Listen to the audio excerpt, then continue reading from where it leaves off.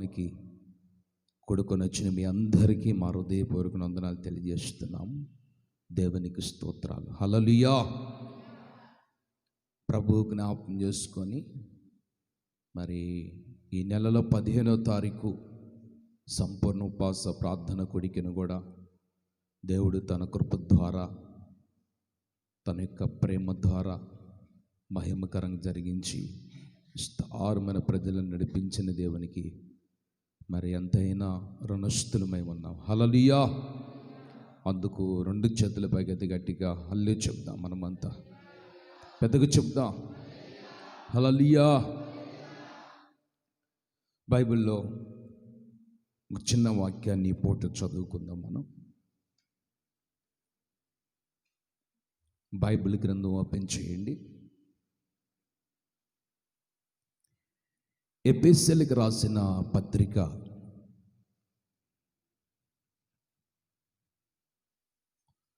6వ అధ్యాయం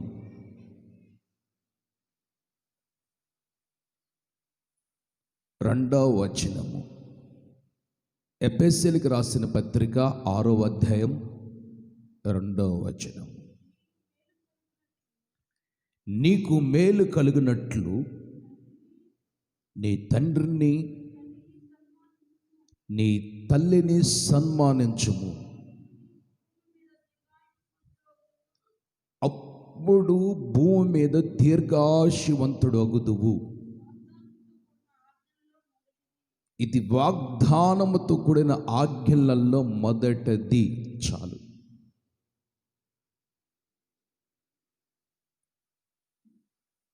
యెహోవా మోషేకి రాతి పలకల మీద ఆజ్ఞలను రాయించారు. సినాయి పర్వతం మీద దైవజనుడు మోషే గారికి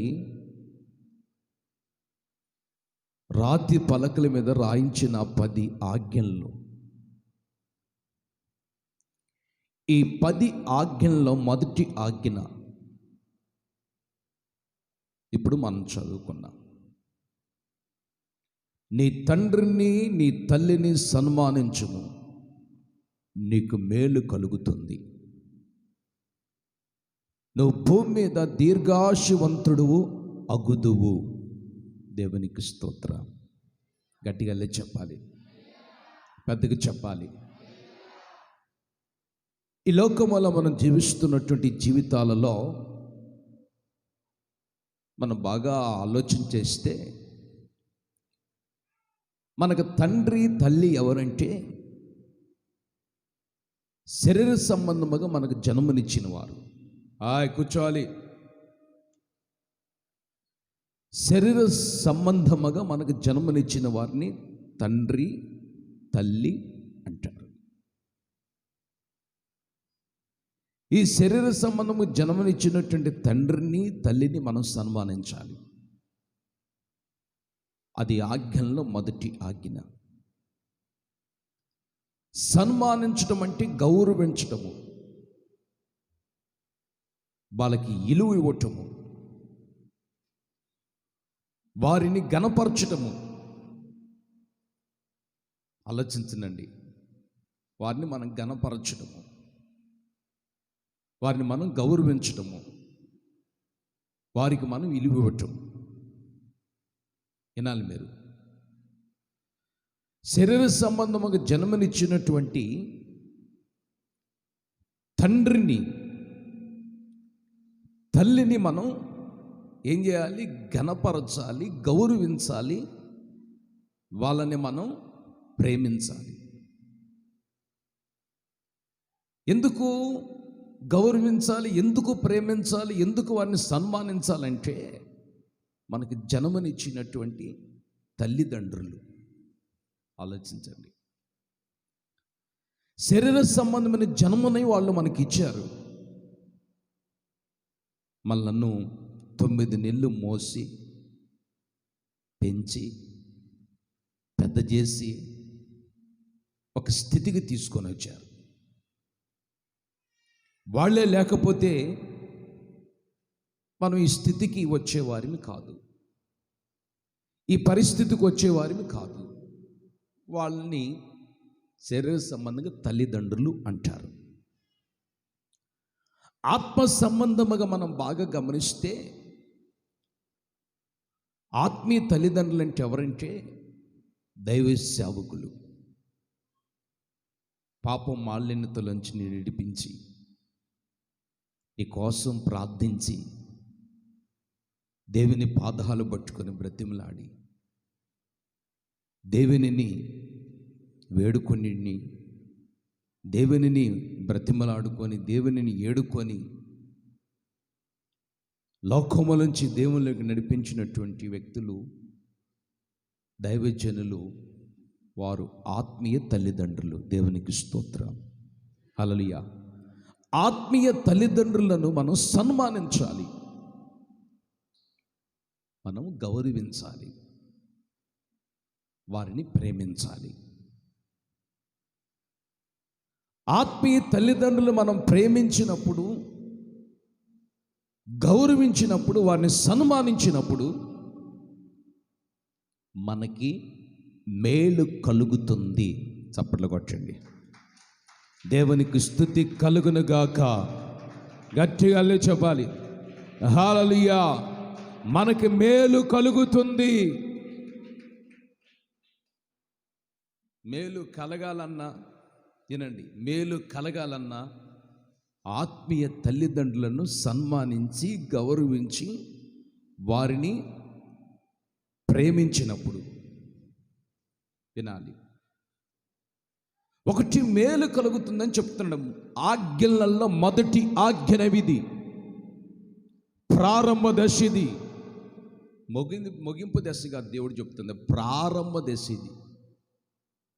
కిందేమన్నాడంటే నువ్వు భూమి మీద దీర్ఘాయువంతుడు అగుదువు. ఇప్పుడు వయసు చూస్తే పావన కుమారుడికి ఎంత అండి? 26, 27 అంట. దేవుడిచ్చిన అవయవాలన్నీ పాడైపోయినాయి. డాక్టర్లు ఏమో చేతులు ఎత్తేసేశారు. చిన్న వయసు అండి, మరణానికి సమీపంగా ఉన్నాడు. ఈ రోజున దేవుని నమ్ముకున్నటువంటి మనం ఒక పరిశుద్ధమైన బైబిల్ పట్టుకొని ప్రభువును ఆరాధిస్తున్నటువంటి మనం దేవుడిచ్చిన ఆయుష్ని మనం పొడిగించుకోవాలంటే,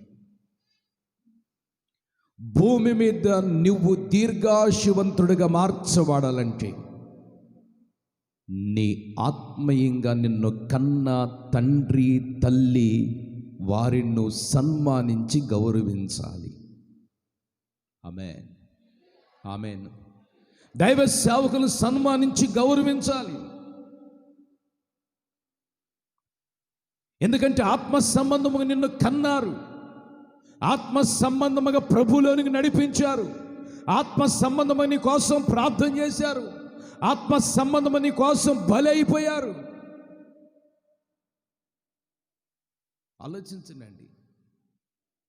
ఎప్పుడైతే నువ్వు సేవకులను గౌరవిస్తావో, ఆత్మీయ తల్లిదండ్రులను సన్మానిస్తావో, వారిని ప్రేమించడం నేర్చుకుంటావో, వాళ్ళకి విధేయత కలిగి జీవిస్తావో, అప్పుడు దేవుడు నీకు ఆయుష్ను పొడిగిస్తాడు.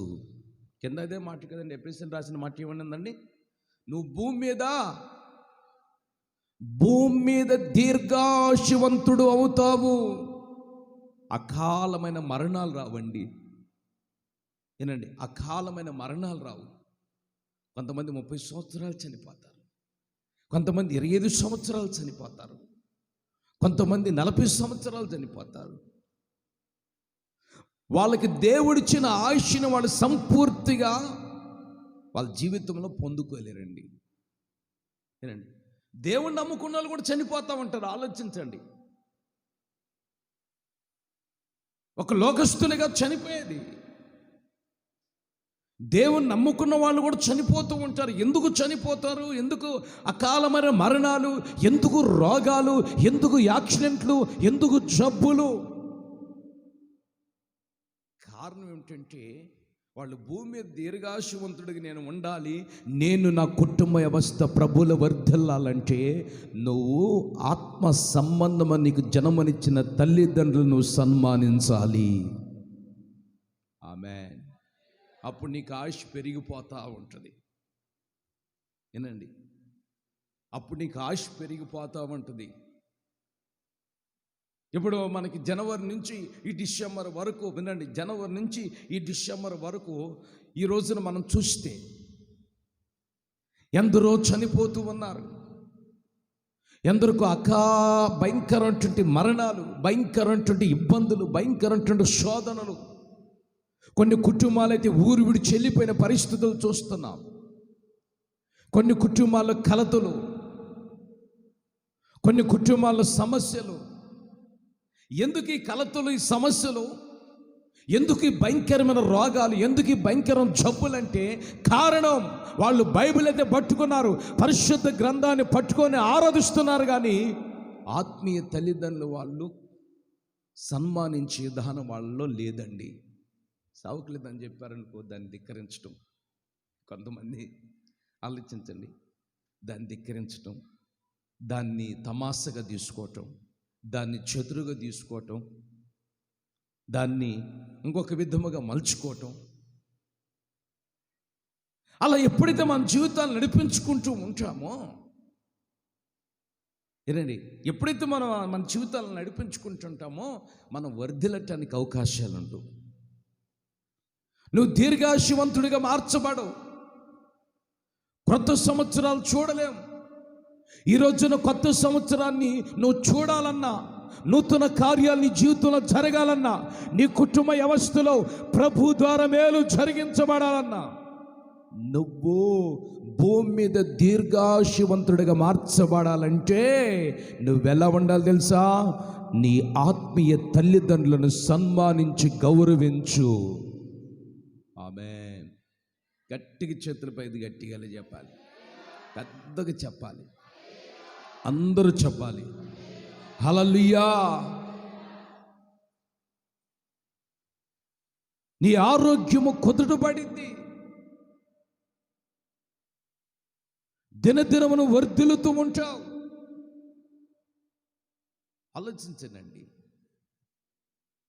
అందుకే అదే మాట చెప్తున్నాడు, నీకు మేలు జరగాలన్నా, ఏనండి, నీకు మేలు జరగాలన్నా, రెండోదిగా నువ్వు భూమి మీద దీర్ఘాయుష్మంతుడిగా మార్చబడాలన్నా నీ తండ్రిని, నీ తల్లిని సన్మానించు. ఆమేన్. నువ్వు సన్మానించాలి, వాళ్ళని ప్రేమించాలి, వాళ్ళని గౌరవించి వాళ్ళని తృప్తిపరిచే విధముగా మన ప్రవర్తన ఉండాలండి. కొంతమందిని చూస్తే తృప్తి ఉంటుంది దైవజనులకి, కొంతమందిని చూస్తే దైవజనులకు తృప్తి ఉండదు. ఏనండి, తృప్తి ఉండదు. ఇలా పరిస్థితులు ఒక విధముగా ఉంటాయి, ఇలా ఆలోచన ఒక విధముగా ఉంటాయి, ఇలా తలంపులు ఒక విధముగా ఉంటాయి. గత రాత్రి నన్ను ఎంతో ప్రయాసతో మన విశ్వాసం పిలిపించుకున్నారు. నేను మా పాస్టర్ గారు ఇద్దరం బయలుదేరి వెళ్ళాం. గత రాత్రి నేను ఇక్కడ లేను. రాత్రి ఇక్కడికి వచ్చాక 3-4 టైం వెళ్ళాం. అన్నప్రసన్న కార్యక్రమం, పాస్టర్ గారు మరి మా పాపకి అన్నప్రసన్న కార్యక్రమాన్ని ఏర్పాటు చేసుకున్నాము, మీరు వచ్చి కొంచెం వాక్యం చెప్పి దీవించి ప్రార్థన చేయండి అని అద్దంకిలో మన సంఘస్థులు కోరుకుంటే నేను పాస్టర్ గారు ఇద్దరం సేవకులు ఇద్దరం బయలుదేరి వెళ్ళటం జరిగింది. వెళ్ళిన తర్వాత కార్యక్రమాలన్నీ అయిపోయినాయి. టెంటు వేసి ఉంది, ఆ పాత్రలన్నీ ఖాళీ పాత్రలు కనిపిస్తున్నాయి. పైన మాత్రం సౌండ్ సిస్టమ్ పెట్టి ఇక పాటలు పెట్టి మోగిస్తూ ఉన్నారు. సరే, నేను అడిగా, అమ్మ కార్యక్రమాలని ఇప్పుడైనా ప్రారంభిస్తుంది, ఏమన్నా అయిపోయినంటే వాళ్ళు అన్నారు, కార్యక్రమాలను అయిపోయిన, భోజనాల కార్యక్రమం అయిపోయింది, ఏనండి, ఇందుకు కార్యక్రమం అంతా అయిపోయింది, అన్నీ అయిపోయిన తర్వాత దేవుడు కూటాన్ని లాస్ట్లో పెట్టించుకుంటారండి ఎవరన్నా? ఒకసారి మీరు ఆలోచించండి. ఇలా కార్యక్రమాలన్నీ అయిపోయిన తర్వాత చివరిలో ముగింపులో ప్రార్థన పెట్టించుకుంటారు ఎవరన్నా? మీరు చెప్పండి. సరే, ప్రార్థన స్టార్ట్ చేసిన తర్వాత అడిగా, అమ్మాయికి అన్నం తినిపించాలి కదా, అన్న కార్యక్రమం ప్రసన్నం మీరు ఏర్పాటు చేసుకున్నారు కదా, అన్న కార్యక్రమం భోజనం పెట్టడానికి. ఈ అన్నప్రసన్న కార్యక్రమం మరి సేవకుడికి మేము తినిపిస్తాము, తీసుకురానండి. తీసుకొచ్చారు. ఉదయం మీ అమ్మాయికి ఏమన్నా భోజనం తినిపించారా అంటే వాళ్ళు అన్నారు, వాళ్ళ నాన్న వాళ్ళ అమ్మ బంధువులు అందరూ ఆ అమ్మాయికి అన్నప్రసన్న కార్యక్రమం జరిపించారు పాస్టర్ గారు అన్నారు. ఇక నేను ఎందుకు రావటం? ఏమండి కూర్చోవాలి. గమనించండి మీరు. ఇక నేనెందుకు అంత దూరం 2000 రూపాయలు పెట్రోల్ కొట్టించుకొని ప్రయాసపడి పరిగెత్తుకుంటూ నేనేదో ఆ బిడ్డను దీవించి సేవకుని చేతిలో నుంచి కొంచెం ఆహారం పెట్టి చిన్న వయసులో ఆ బిడ్డను దీవించి రావటానికి నేను బయలుదేరి వెళితే వాళ్ళు చెప్తున్నారు వాళ్ళ అమ్మ వాళ్ళ నాన్న పెట్టుకున్నారు పాస్టర్ గారు, బంధువులు కూడా వచ్చి పెట్టుకున్నారు. ఇక అన్నప్రసన్న కార్యక్రమం అయిపోయింది, ఇక లాస్ట్లో మీరే పెట్టండి అన్నారు వాళ్ళు. లాస్ట్లో ఎవరు పెట్టాలండి? ఫస్ట్లో ఎవరు పెట్టాలి, లాస్ట్లో ఎవరు పెట్టాలి? మీరు చెప్పండి అండి. సేవకుని ఎందుకు పిలిపించుకుంటారండి? ఆలోచించండి. దైవ సేవకుని ఎందుకు పిలిపించుకుంటారు? ఆలోచించండి. ఈ రోజున మన జీవితాల్లో దైవ సేవకుడు దీవించడానికి వచ్చాడు. నువ్వు దీర్ఘాయుషవంతుడిగా మార్చబడాలి, నీ పిల్లలు ఆరోగ్యవంతులుగా మార్చబడాలి, నీ కుటుంబంలో మేలు జరగాలి. తప్పనిసరిగా ఆత్మీయ తల్లిదండ్రులను ఏం చేయాలండి? సన్మానించి గౌరవించాలి. దేవునికి స్తుతి కలుగును గాక. గట్టిగా చెప్పు పెద్దగా, హల్లెలూయా, దేవునికి స్తోత్రం. బైబిల్లో ఒక చిన్న వ్యక్తిని మీకు నేను ఈ రోజున జ్ఞాపకం చేస్తాను. ఒక చిన్న వ్యక్తిని నేను మీకు ఈ రోజున జ్ఞాపకం చేస్తాను. న్యాయాధిపతుల గ్రంథం 17వ అధ్యాయం 10వ వచనం.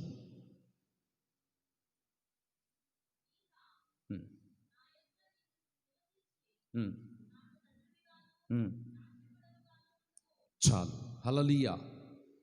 బైబిల్లో మీకా అనేటువంటి ఒక వ్యక్తి ఉన్నాడు. మీకా. ఈ మీకా ఏమంటున్నాడు తెలుసండి? అయ్యా, మీరు నాకు యాజకుడిగా ఉండాలి, నాకు మీరు ఒక దైవజనుడిగా ఉండాలి, ఒక తండ్రిగా మీరు నాకు ఉండాలి అని మీకా కోరుకుంటున్నాడండి. ఎందుకు ఆయన నా వద్ద మీరే ఉండాలండి, ఒక యాజకుడిగా ఉండాలి అంటే ఒక సేవకుడిగా ఉండాలి, ఒక ఆత్మ సంబంధమైన తండ్రిగా మీరు నాకు ఉండాలి. ఎందుకు కోరుకుంటున్నాడు? మీకా పిచ్చోడే కోరుకున్నాడు, పాస్టర్ గారు నాకు తండ్రిగా ఉండాలి, నాకు ఆత్మీయ తండ్రిగా ఉండాలి, నాకు యాజకుడిగా ఉండాలి, నాకు కాపురగా ఉండాలి, నాకు ఉపదేశుడిగా ఉండాలి, నాకు సువార్థికుడిగా ఉండాలని మీకా ఎందుకు కోరుకుంటున్నాడు? ఆలోచించనండి. ఆయన కోరుకోవటానికి ఉద్దేశం ఏమై ఉంది? మీకా ఎందుకు కోరుకుంటున్నాడంటే దైవజనుడు ఆయనకి యాజకుడుగాను ఆత్మీయ తండ్రిగాను ఉన్నప్పుడు అతనికి మేలు జరుగుతుంది. ఆమేన్. అతనికి మేలు జరగటము కాదు, దీర్ఘాయుషవంతుడవుతాడు. అకాలమైన మరణానికి గురికాడు, అకాలమైన దెయ్యాలకు గురికాడు. కొంతమంది చెప్పట్లేదు, నేను చెప్పట్లేదు, 30 సంవత్సరాలు 20 సంవత్సరాలు అప్పుడప్పుడే మరణము, వాళ్ళకి మరణాలు సంభవిస్తూ ఉంటాయి, రోగాలు సంభవిస్తూ ఉంటాయి, అకాలముగా మరణించిపోతూ ఉంటారు. ఆయన అంటున్నాడు, అయ్యా మీరు నాకు తండ్రిగా ఉండాలి. నాకు మీరు ఎలా ఉండాలి తెలుసండి? నాకు యాజకుడిగా ఉండాలి. మీరు నాకు యాజకుడిగాను తండ్రిగాను నాకు మీరు ఉంటే నాకు మేలు జరుగుతుంది, నా జీవితంలో దీవెన కలుగుతుంది, నా జీవితం ఫలిస్తుంది, నా జీవితము దేవునిలో వెతుకుతూ ఉంటుంది, అభివృద్ధి చెందుతూ ఉంటుంది. ఆమేన్. చూడండి, ఈ రోజున నీ జీవితంలో నా జీవితంలో మనకేం జరగాలంటే వినండి, మేలు జరగాలి. ఏం జరగాలండి? మేలు జరగాలి. ఏం జరగాలండి? మనం దేవుని సన్నిధిలో దీర్ఘాయుష్మంతులుగా ఉండాలి. దీర్ఘాయుష అంటే చాలా మందికి తెలియదు. ఎక్కువ సంవత్సరాలు బ్రతకటము, ఎక్కువ సంవత్సరాలు జీవించడము. ఆలోచించండి, ఎక్కువ సంవత్సరాలు బ్రతకటం. 100 సంవత్సరాలు బ్రతికిన వాళ్ళు ఉన్నారండి భూమి మీద. 120 సంవత్సరాలు బ్రతికిన వాళ్ళు ఉన్నారండి భూమి మీద. 85 సంవత్సరాలు బ్రతికిన వాళ్ళు ఉన్నారండి భూమి మీద. 90 సంవత్సరాలు బ్రతికిన వాళ్ళు ఉన్నారండి భూమి మీద. ఈ రోజున మనం ఎక్కువ కాలం బ్రతకాలని ఆశపడాలి, ప్రభువును స్తుతించాలని ఆశపడాలి. మనం భూమి మీద దీర్ఘాయుష్మంతులుగా మార్చబడాలంటే దానికి మనం బింగిలి తీయాల్సిన అవసరం లేదు. ఏమండి, మోకాలు వేసి ఇరగిరగ ప్రార్థన చేయాల్సిన అవసరం లేదు. దానికి ఉపవాసాలు, కడుపు కట్టుకుని ఉపవాసాలు ఉండాల్సిన అవసరం లేదు. దానికి భజన చేయాల్సిన అవసరం లేదు. దానికి ఇంకొక కార్యక్రమం చేయాల్సిన అవసరం లేదు. దానికి ఇంకొక కార్యక్రమం జరిపించుకోవాల్సిన అవసరం లేదండి. అవన్నీ ఏం అవసరం లేదు. నువ్వు సేవకులను సన్మానించడం నేర్చుకో, వాళ్ళని గౌరవించడం నేర్చుకో. నీ జీవితంలో నీకు మేలు కలుగుతుంది. ఆమేన్. నువ్వు భూమి మీద నువ్వు నీ పిల్లలు వృక్షం వలె దీర్ఘాయుష్మంతులుగా మార్చబడతారు. ఆరోగ్యం ప్రభుని సొంతం చేస్తాడు, సంవత్సరాలు ప్రభుని సొంతం చేస్తాడు, మేలుని సొంతం చేస్తాడు. దేవుడిచ్చేటువంటి వాటిని మనం అనుభవిస్తూ ఉండాలి. వినండి, దేవుడిచ్చేటువంటి వాటిని మనం అనుభవిస్తూ ఉండాలి. అందుకని ఒక భక్తుడు చెప్తున్నాడు, ఒక సేవకుడు, వినండి, ఒక సేవకుడు, బైబిల్లో ఒక సేవకుడు ఉన్నాడు. ఆ దైవజనుడు ఒక వ్యక్తిని దీవిస్తూ ఉన్నాడు. ఎలా దీవిస్తున్నాడో, ఆ వ్యక్తిలో ఉన్నటువంటి మంచి లక్షణాలు ఏమిటో మీకు తెలియజేస్తాను. చదవండి. యెహోషువ గ్రంథం 14వ అధ్యాయం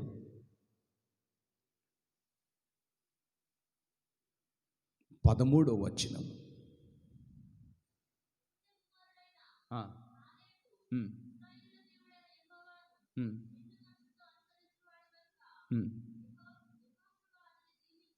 వినండి,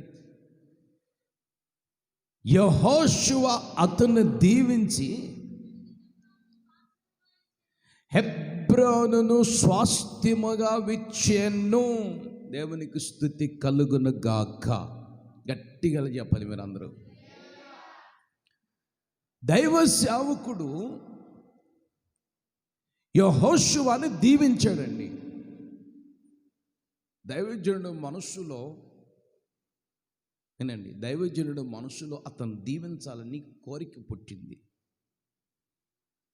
అతను గొప్ప చేయాలని దైవజనుడు మనసులో పుట్టింది. యేసయ్య మనసులో పుట్టలేదు. ఆలోచించండి మీరు. యెహోషువ మంచి దేవుని సేవకుడు, గొప్ప దైవజనుడు, దేవుని బిడ్డలకి ముందు నడుస్తున్నటువంటి వ్యక్తి, మంచి ప్రార్థన వీరుడు,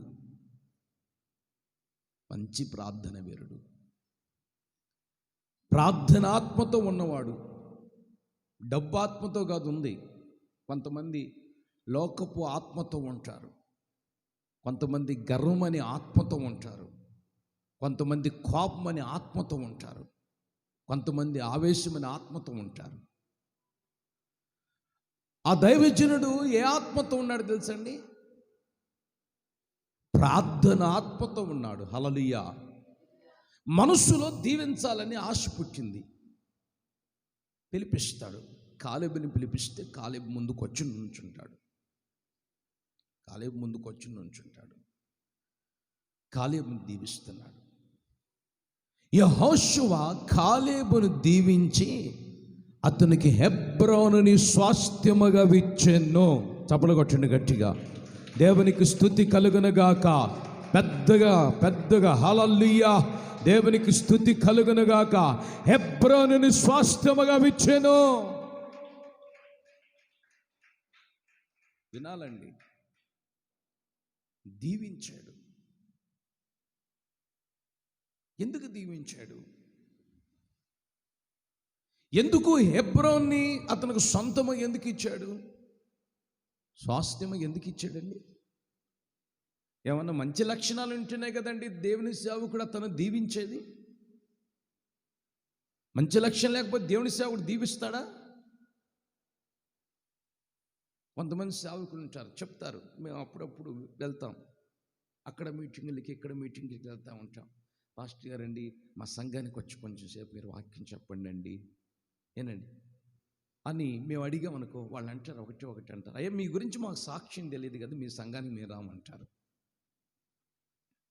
వినండి, వాళ్ళు వచ్చి వాక్యం చెప్తే మనకు దీవెన కలిగిద్దని రామన్న వాళ్ళు రారు. ఎందుకంటే మీ సాక్ష్యం మాకు తెలియదు కదా. ఇప్పుడు యెహోషువ కాలేబుని ఎందుకు దీవిస్తున్నాడు? దీవించడం అంటే మామూలు మాటలు కాదు.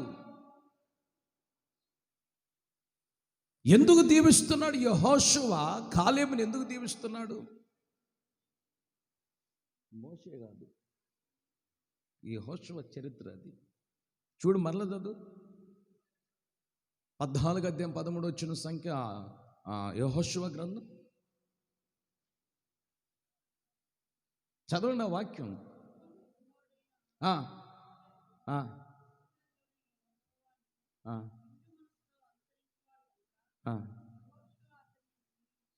ఎవరిని దీవించాడు? యెహోషువ ఎవరిని దీవించాడు? కాలేబును దీవించాడు. దేవునికి స్తోత్రం. గట్టిగా చెప్పాలి హల్లెలూయా. దేవునికి స్తోత్రం. ఏనండి, కాలేబుని యెహోషువ దైవజనుడు దీవించాడు. ఎందుకు దీవించాడు? ఒకవేళ సేవకుడు నోట దీవిస్తే ఆ వ్యక్తి దీవించబడతాడు అంతేక. సేవకులకి అలాంటి వరం ప్రభు ఇస్తాడు. ఏనండి, సేవకులకి అలాంటి వరం ప్రభు ఇస్తాడు. ప్రభువా ఈ బిడ్డని నిండుగా మీరు దీవించమని ప్రార్థన చేసేవాళ్ళకి వాళ్ళు దీవించబడతారు అంతేక. ఆ వరం ప్రభు సేవకులకి ఇస్తాడు. ఇప్పుడు యెహోషువ కాలేబుని ఎందుకు దీవించాడు?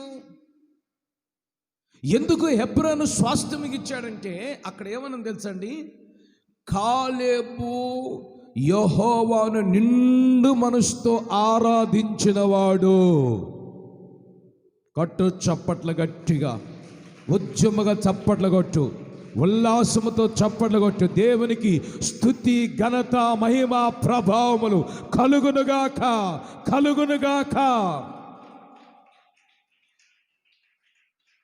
ఆలోచించండి. యెహోషువ కాలేబుని ఎందుకు దీవించాడంటే, కాలేబు ఎవరండి? దేవుని నిండు మనసుతో ఆరాధించినవాడు. ఈ రోజున సేవకుడు నిన్ను దీవిస్తే నువ్వు దీవించబడతావు. సేవకుడు నిన్ను దీవించాలంటే నువ్వు నిండు మనసుతో ప్రభుని ఆరాధిస్తున్నావా? ఏమండి, దేవుని మన నిండు మనసుతో దేవుణ్ణి ఆరాధిస్తున్నామా? మన మనసులు ఎన్ని పెట్టుకుంటామండి? కోపం పెట్టుకుంటాం, చెడ్డ ఆలోచనలు పెట్టుకుంటాం, చెడ్డ తలంపులు పెట్టుకుంటాం, ఆవేశాలు పెట్టుకుంటాం. ఏమండి, ఇవన్నీ మన మనసులో పెట్టుకొని మనం ఆరాధన స్తుతి చప్పట్లు కొట్టి స్తోత్రం అని చెప్పిన ఉపయోగం ఏముంది? దాని ద్వారా సమయం అంతా వ్యర్థమైపోద్ది. దాని ద్వారా ప్రభు ఇచ్చిన కృప అంతా దూరం అయిపోద్ది. దాని ద్వారా ప్రభు ఇచ్చినటువంటి అభిషేకం అంతా దూరం అయిపోద్ది. నువ్వు దేవునిని ఎలా ఆరాధిస్తున్నావు? దేవుణ్ణి నిండు మనసుతో ఆరాధిస్తున్నావా, లేక చెడ్డ మనసుతో ఆరాధిస్తున్నావా, లేక చెడిపోయిన మనసుతో ఆరాధిస్తున్నావా, పాపముతో ఆరాధిస్తున్నావా, నామకార్థముగా ఆరాధిస్తున్నావా? నువ్వు దేవుణ్ణి ఎలా ఆరాధిస్తున్నావండి? ఏమండి, కొంతమంది దేవుణ్ణి ఆరాధిస్తూ ఉంటారు. ఎలా ఆరాధిస్తారు? పక్కనోళ్ళు కింద పడ్డ వాళ్ళకి తెలియదు, వాళ్ళు అట్లాగే దేవుణ్ణి మనసులో దేవుణ్ణి బాగా నామస్మరణ చేస్తూ, దేవుణ్ణి మహింపరుస్తూ, దేవుణ్ణి ఘనపరుస్తూ, దేవుణ్ణి ఆర్భాటముతో ఆరాధిస్తూ ఉంటారు. ఏ మనసు అండి? నిండు మనసు నీకు కావాలి ఈరోజు. ఆఫ్ మైండ్ కాదు కావాల్సింది, ఆపు మనసు కాదు. కొంత లోకము, కొంత ప్రభు, కొంత పాపము, కొంత వాక్యము, కొంత ఆచారాలు, కొంత భక్తి. ఏదో కాలానికి భక్తి చేసినట్లే కాదు. ఏమండి, అలా కాదు. మన జీవితంలో దేవుడు మన జీవితాన్ని ప్రభు తొంగి చూస్తున్నాడు, పరిశీలన చేస్తున్నాడు, గమనిస్తున్నాడు. కాబట్టి మనం దేవుని నమ్ముకున్న తర్వాత అటు ఇటు ఉండకూడదు. నిండు మనసుతో ప్రభువును ఆరాధించే బిడ్డగా ఉండాలి. నీ మనస్సు మారాలి. కొంతమంది మనస్సు మారదు. కొన్ని సంవత్సరాల నుంచి భక్తి చేస్తున్నా, కొన్ని సంవత్సరాల నుంచి ప్రార్థనకు వస్తున్నా, కొన్ని సంవత్సరాల నుంచి వాక్యం వింటున్నా, కొన్ని సంవత్సరాల నుంచి మందిరాల్లో అడుగు పెడుతున్నా, వాళ్ళ మనస్సు మారదు, వాళ్ళ ఆలోచన మారవు, వాళ్ళ తలంపులు మారవు. అందుకనే మారణం దేవుడు ఏం చేస్తున్నాడు? వదిలేస్తున్నాడు. వదిలేస్తున్నాడు. మీ తిప్పలు మీరు పడని అంటున్నారు, వాళ్ళ తిప్పలు వాళ్ళు పడుతున్నారు. ఇప్పుడు వాళ్ళ హాస్పిటల్ వాళ్ళ తిప్పలు పట్టలేదండి. మామూలు తిప్పలండి, మామూలు బాధలా, మామూలు కష్టాలా? ఒక స్కానింగ్కి వచ్చి 10,000 రూపాయలు, ఎండలో కాయలు అమ్ముకునే వాళ్ళు. ఏనండి, రాత్రి పగలు కష్టపడి ఆ ఎండనక, ఆ యొక్క ఆ శ్రమనక, వర్షమనక కష్టపడి సంపాదించిన కష్టార్జితం అంతా కూడగట్టుకొని తీసుకెళ్ళి ఆ స్కానింగ్లకి డబ్బు అంతా పోస్తున్నారు. ఎందుకు తెలుసా అండి? వాళ్ళ బాబును బ్రతికించుకోవాలని, ఆ బిడ్డను బ్రతికించుకోవాలని. ఈ రోజున మన దైనందిన జీవితంలో మనం ప్రభువుని ఎలా ఆరాధిస్తున్నాం? మనం అనుకోవచ్చు మనకి ఏ సమస్యలు రావాలి, ఏ బాధలు రావాలి, మనం బాగున్నాం అనుకోవచ్చు. లేదండి, నువ్వు తప్పనిసరిగా పరిపూర్ణంగా నువ్వు మార్చబడాలి. ఆమెను గట్టిగా చెప్పు, ఉద్యంగం చెప్పు. దేవునికి స్తుతి కలుగునుగాక. నిండు మనసుతో ప్రభువుని ఆరాధించు. నీ మనస్సు మారాలండి. కొంతమంది మనస్సు మారదు, మార్పు చెందరు. మనస్సును మార్చుకోవాలి మనం. ఎందుకు వయసు పైబడిపోతుంది, పిల్లలు పెద్దోళ్ళు అయిపోతున్నారు. అలాంటి పరిస్థితుల్లో మన జీవితాలు ఎలా ఉన్నాయండి? మన బ్రతుకు ఎలా ఉంది?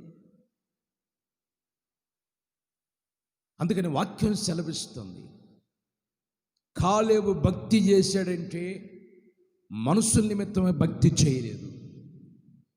కాలేబు భక్తి చేశాడంటే అవసరం నిమిత్తమై భక్తి చేయలేదు. కాలేబు భక్తి చేశాడంటే అనాలోచనలతో భక్తి చేయలేదు. కాలేబు భక్తి చేశాడంటే నామకార్థముగా భక్తి చేయలేదు. కాలేబు భక్తి చేశాడంటే యేసుని నిండు మనసుతో ఆరాధించిన వాడు. ఆమేన్, ఆమేన్. నిండు మనసు, నిండు కుండలో తొనకువు. ఏనండి, మీరు బాగా ఆలోచించండి. కావిళ్ళు కట్టుకొని నీళ్లు మోసే వాళ్ళకి తెలిసిద్ది ఆ సంగతి. కావిళ్ళు కట్టుకొని నీళ్ళు బిందెలు పెట్టుకొని మోసుకుంటూ వెళ్తారంటుండండి, వాళ్ళకి తెలిసిద్ది. కొంచెం ఆ బిందెలో కొంచెం వెలితి నీళ్లు ఉన్నాయి అనుకో, కొంచెం 2, 3, 4, 5 చెమ్ముల నీళ్లు వెలితి ఉన్నాయి అనుకో, ఆ కావిళ్ళలో పెట్టుకున్న ఆ బిందెలో నీళ్లు కదులుతుండటం వల్ల ఆ నీళ్లు అటు ఇటు కొట్టుకొని ముందుకు వెళ్ళలేము. అర్థం చేసుకోండి. అందుకనే మీ మనసు ఎలా ఉండాలి తెలుసా? నిండు కొండ వలె ఉండాలి. ఆమేన్. నిండు మనసుతో నువ్వు ప్రభువును ఆరాధించు.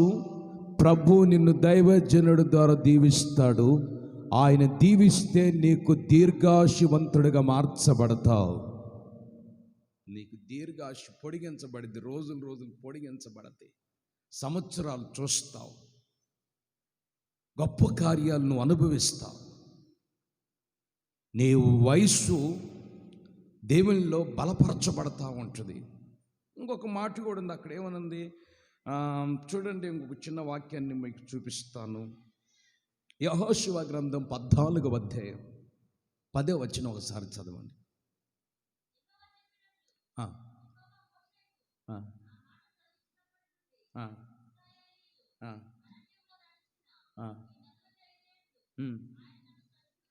ఆమేన్, హల్లెలూయా. 45 సంవత్సరాలు కాలేబును దేవుడు అరణ్యములో సజీవుడిగా కాపాడాడు. అర్థమవుతుందండి? 45 సంవత్సరాలు 45 సంవత్సరాలు అరణ్యములో దేవుడు ఆయన సజీవుడిగా కాపాడాడండి. ఈ 45 సంవత్సరాల్లో ఇజ్రాయెల్ ప్రజలు ఎంతమంది ఉన్నారండి? కాలేబుతో చెప్పండి, ఎంతమంది ఉన్నారండి? 40 లక్షల మంది ప్రజలు ఉన్నారు. ఆమేన్.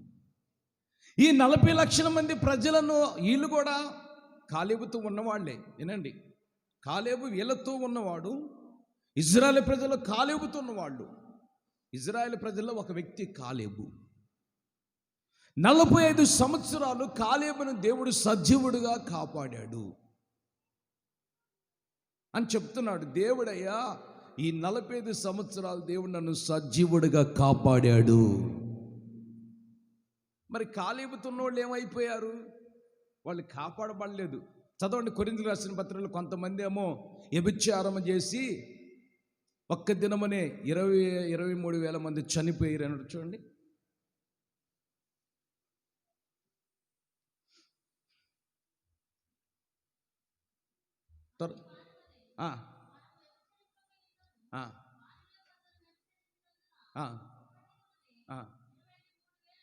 చూశారండి? కాలేబుతో ఉన్నవాళ్ళు అరణ్యములో ఒక్క దినానే 23 వేల మంది చనిపోయారు. దేనికి చనిపోయారు? వాళ్ళ మనసు మారలేదు. వ్యభిచారం అనే ఆత్మతో నింపబడ్డారు, వ్యభిచారానికి గురైపోయారు, వ్యభిచారమైన కోరికల వల్ల పుట్టుకొని వచ్చినాయి. వినండి, ఆలోచించండి. కొంతమంది ప్రభువుని నమ్ముకున్నా కానీ ఆలోచనలు పావు, వాళ్ళకి ఆ తలంపులు పావు, ఆ యొక్క రూటు మారదు, వాళ్ళ త్రోవలు మార్చుకోరు. అందుకని వాక్యం సెలవిస్తుంది, కాలేబుతో ఉన్నటువంటి వాళ్ళు ఇజ్రాయెల్ ప్రజలు 23 వేల మంది వ్యభిచారము చేత చచ్చిరి. వాళ్ళందరూ చచ్చిపోయారండి. మరి ఈయన కూడా చనిపోవాలి కదండి, ఈయన చనిపోలేదు. ఇంకా చదువు చకచక.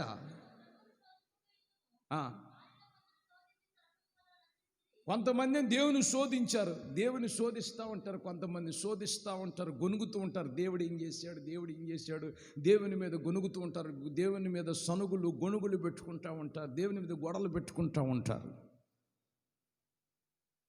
నిన్నండి, దేవుడు ఏం చేశాడండి, దేవుని మీద గొనుగుతారు, సనుగుతారు, గొడవలు పెట్టుకుంటూ ఉంటారు. ఇక కొంతమంది దేవుణ్ణి శోధించారు,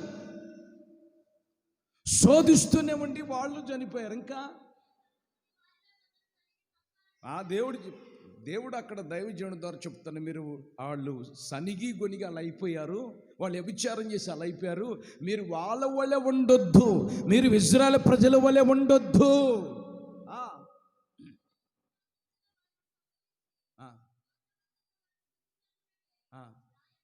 ఆమేన్, హల్లెలూయా. మీరు వాళ్ళ వలె ఉండొద్దు.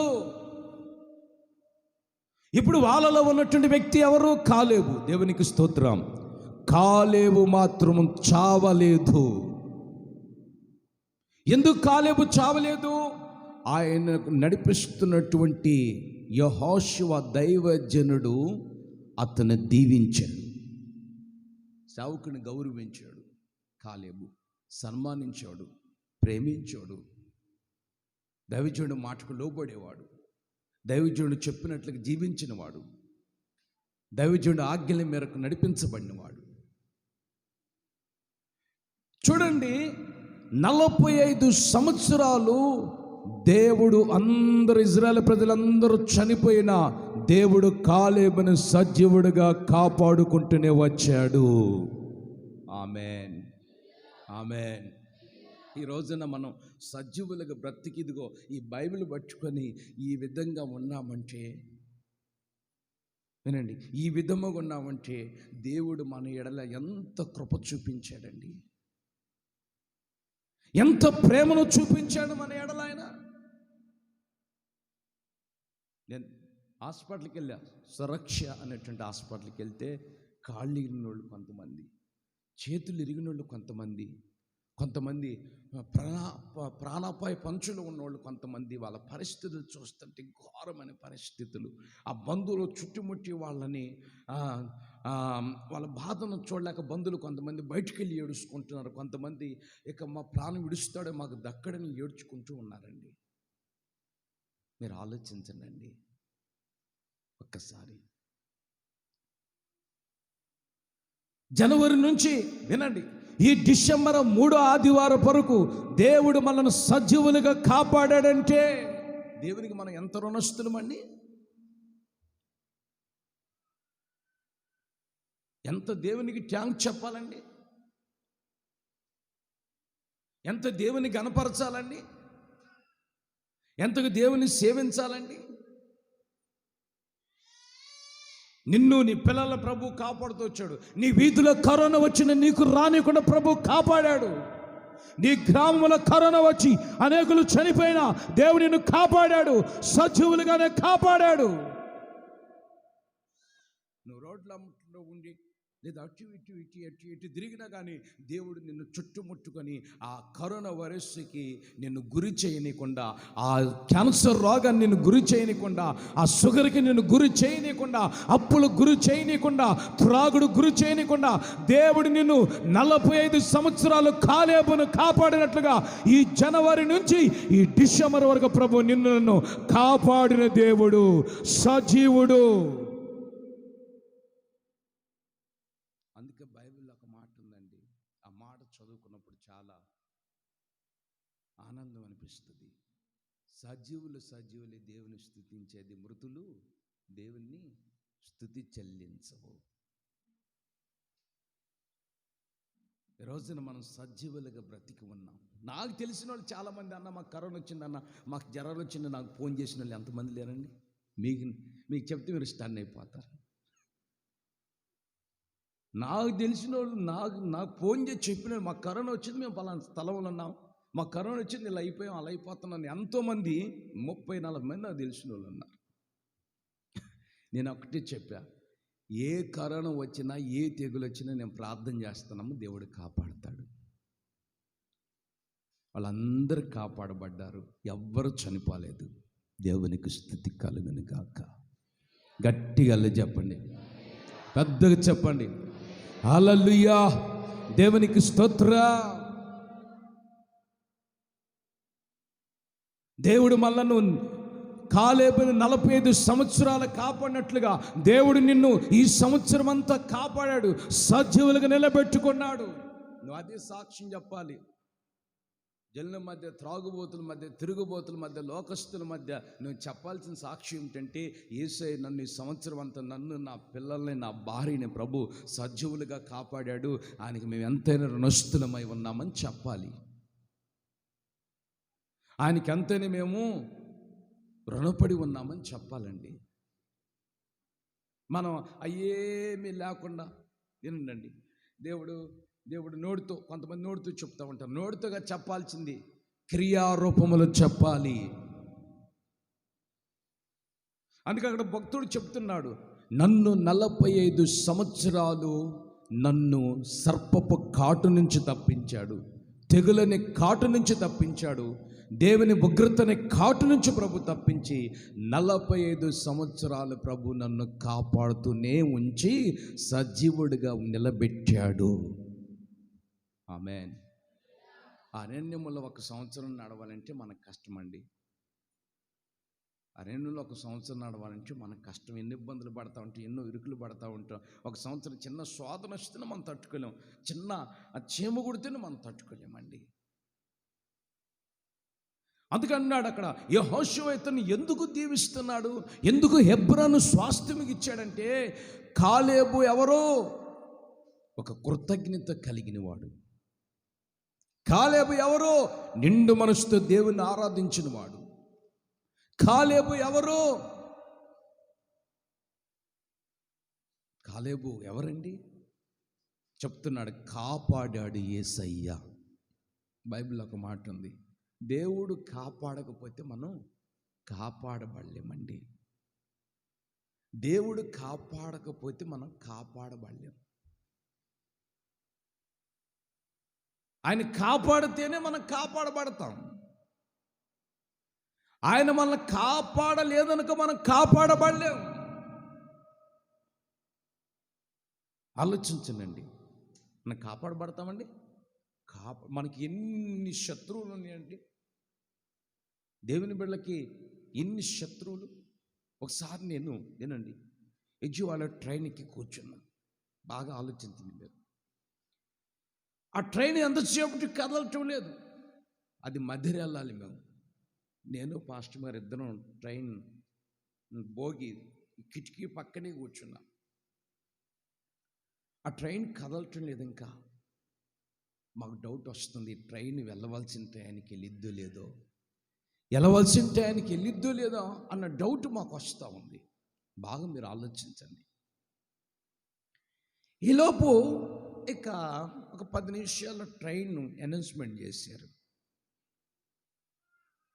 ఇక ట్రైన్ 10 నిమిషాల ప్లాట్ఫారం నుంచి బయలుదేరుతుంది కృష్ణా ఎక్స్ప్రెస్ నిజామాబాద్ అని అనౌన్స్మెంట్ చేశారు. అనౌన్స్మెంట్ చేయగానే ఇక మేము ఆల్రెడీ ముందుగా ఎక్కి భోగిలో ఎక్కి కూర్చొని కిటికీ పక్కన నేనున్నాను, నా పక్కన పాస్టర్ గారు ఉన్నారు, పాస్టర్ గారు పక్కన ఎవరో ఒక తల్లిగారు కూర్చున్నారు. నేను కిటికీలోంచి బయట పెట్టి తలబెట్టి చూస్తా ఉన్నాను. ఈలోపు ట్రైను సిగ్నల్ స్టార్ట్ అయింది. ట్రైన్ తిన్నగా ముందుకు మూవ్ అయింది. ఒక ఆమెకు వయస్సు 42, 43 ఉంటాయి. ఆమె భర్త గారికి 45, 46 సంవత్సరాలు ఉంటాయి. కొంచెం వాళ్ళిద్దరూ లావే మనుషులు.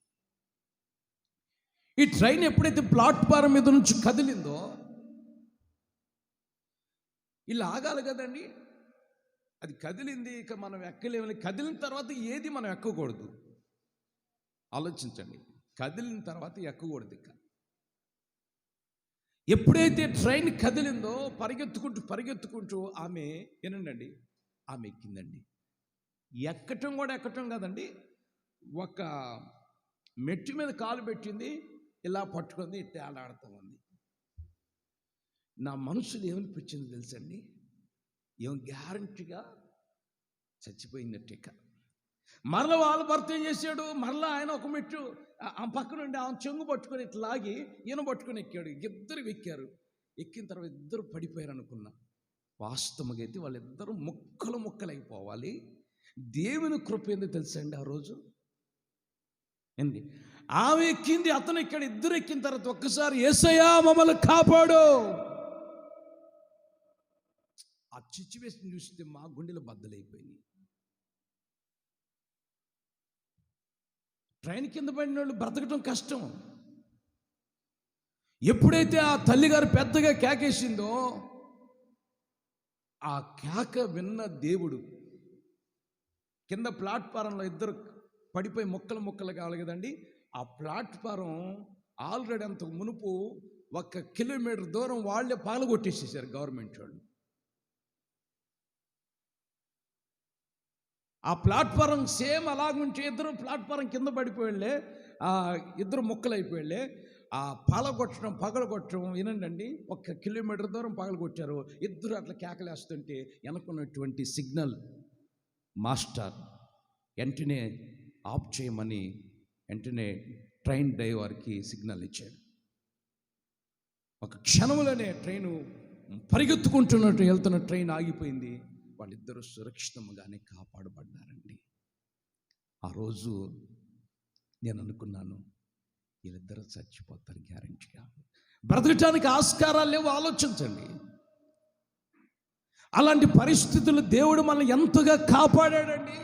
ఈ సంవత్సరం మొదలుకొని సంవత్సరాది వరకు దేవుడు నిన్ను, నన్ను, మన పిల్లలను సజీవులుగా కాపాడాడు.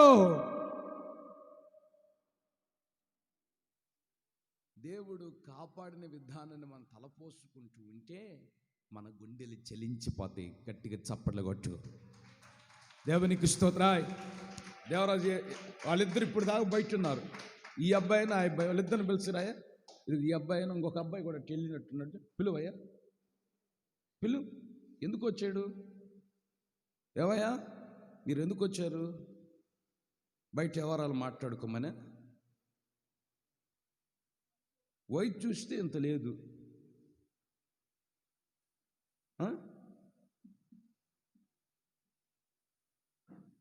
వాక్యం వినటానికి రారు వీళ్ళకి వైట్ చూస్తే ఇంత లేదు. నా జీవితాలు ఎట్లా బాగుపడతాయి? నేను చూసే వాళ్ళిద్దరు వెళ్ళటం, బయటకు వెళ్తాం. ఒకడు ముందు వెళ్ళాడు, ఒక వెనక్కి వెళ్ళాడు.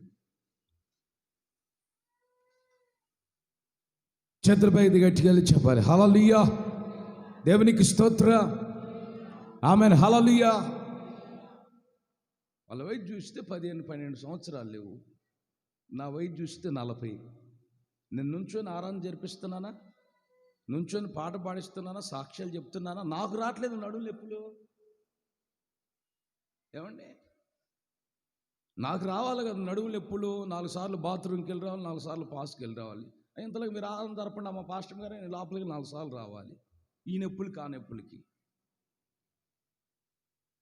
రాత్రి అంతా 200 కిలోమీటర్లు జర్నీ చేసి వచ్చా. మళ్ళీ అక్కడ 2 గంటల వాక్యం చెప్పి వచ్చా. మరలా ఉదయకాలం ప్రిపేర్ అయ్యి మళ్ళీ దేవుని దగ్గరికి వచ్చా. క్రమశిక్షణ లేదు, పెంచే విధానాలు తెలియట్లేదు. చేతుల బయట గట్టిగా చెప్పాలి, 1-2 గంటలు ప్రభు సన్నిధిలో కూర్చోండి. ఎంత తిక్కో సైతాన్ని కూర్చొనిచ్చిద్దా. రాత్రి నేను 12-1 గంటకు భోజనం చేసి అక్కడ రాత్రి వచ్చి 3 అయింది ఇక్కడికి వచ్చాక. మరి నేనే అంత అలసిపోయింటే, నా బాడీ అంత అలసిపోయింటుంది, నేను మనిషినేగా. చేతులు బయట గట్టిగా వెళ్ళి చెప్పాలి, పెద్దగా చెప్పాలి, హల్లెలూయా, దేవునికి స్తోత్ర. చేతుల బయట గట్టిగా వెళ్ళి చెప్తాం, హల్లెలూయా, హల్లెలూయా. దేవుడు కాపాడకపోతే మనం కాపాడబడలేము. మనం అనుకోవచ్చు, నా తెలివి చేత కాపాడబడ్డాను, నా జ్ఞానము చేత కాపాడబడ్డాను, నా అవివేకం చేత కాపాడబడ్డాను అనుకోవటం అది అసంభవం. యేసయ్య అనుక్షణం మనల్ని కాపాడుతూనే ఉంటున్నాడు.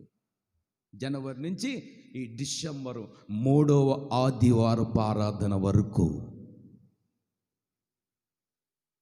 సజీవులు దేవుని స్తుతించేది. ఈ దినాన మనం సజీవులకు ఎందుకు బ్రతికున్నామంటే యేసయ్యని స్తుతించటానికి చప్పట్లు కొట్టు, ఆయన నామాన్ని ఘనపరచడానికి, ఆయన నామాన్ని ఆర్భాటముతో ఆరాధించడానికి, ఆయన్ని స్తుతించడానికి దేవుడు మనలను ఇప్పటి వరకు బ్రతికిస్తూనే ఉన్నాడు.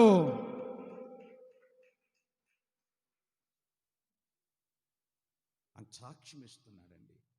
ఇంకొక మాట కూడా అదే వాక్యం చదవండి. కాలేబు చెప్పే మాటలు ఏంటి విందా.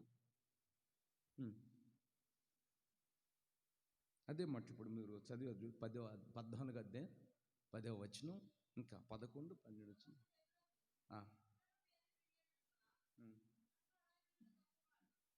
కాదమ్మా, యెహోషువ గ్రంథం 14వ అధ్యాయం. నాకు మోషేను పంపించినప్పుడు ఎంత బలం ఉందో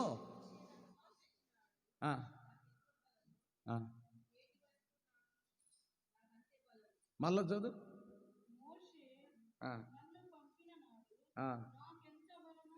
మోషే నన్ను పంపించినప్పుడు నాకు ఎంత బలమో, నేటి వరకు నాకు అంత బలం ఉంది, నాకు బలము తగ్గలేదు. ఆమేన్, ఆమేన్. మోషే నన్ను పంపించాడు కానాన్ దేశం చూసి రమ్మని, ఇజ్రాయేల్ మందలోకి నన్ను నడిపించాడు. అప్పుడు నాకు ఎంత బలం ఉందో ఇప్పుడు కూడా అదే బలం ఉంది. కొంతమంది మాకు బలం తగ్గుతుందండి, బలహీనం అయిపోయామండి, ఏంటి మాకు ఓపిక లేదండి, అందుకే మేము ప్రార్థన రాలేకపోతున్నామండి, ఆన్నిటికి రాలేకపోతున్నామండి. ఆలోచించండి, చూడండి, మీరు బాగా గమనించండి. ఆత్మీయ బలం ఆయనలో తగ్గలేదు. ఆమేన్, హల్లెలూయా. దేవునిలో మనం ఎలా ఉండాలంటే బలహీనంగా ఉండకూడదు. కొంతమంది దేవుళ్ళు ఎలా ఉంటారో బలహీనంగానే ఉంటారు,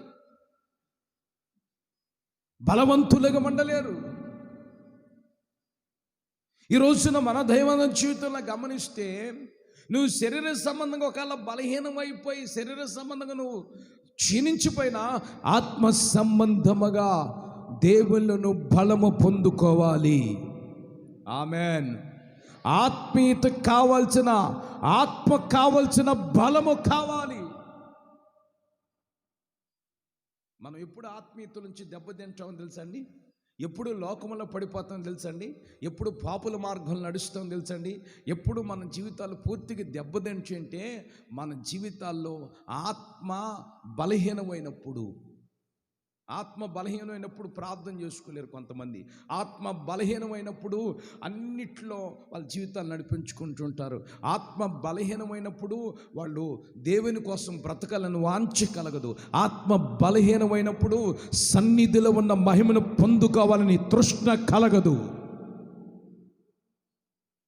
ఆత్మ బలహీనం కాకుండా చూసుకోవాలి. కేఏ పాల్ గారు ఉన్నారు, గత రాత్రి ఆయన సాక్ష్యం నేను విన్నా. ఏది, నిద్ర వస్తుందని కారులో ఆయన సాక్ష్యం విన్నా. 147 దేశాలు తిరిగారు, మంచి దైవజనులు. 147 దేశాలు తిరిగారు, కోట్లు పనుసు. ప్రపంచంలో గొప్ప దైవజనుడు ఆయన. వినండి, గొప్ప దైవజనుడు. ముఖ్యమంత్రి కావచ్చు, ప్రధానమంత్రి కావచ్చు, లేకపోతే ట్రంపే కావచ్చు, వాళ్ళందరూ వచ్చి ఆయన దగ్గర మోకరించి, ఆయన ఉండేది 3 అడుగులు 4 అడుగుల కేఏ పాల్ ఉండేది. ఎత్తు కూడా తక్కువే, 3 అడుగుల 3.5 4 ఉంటాడు.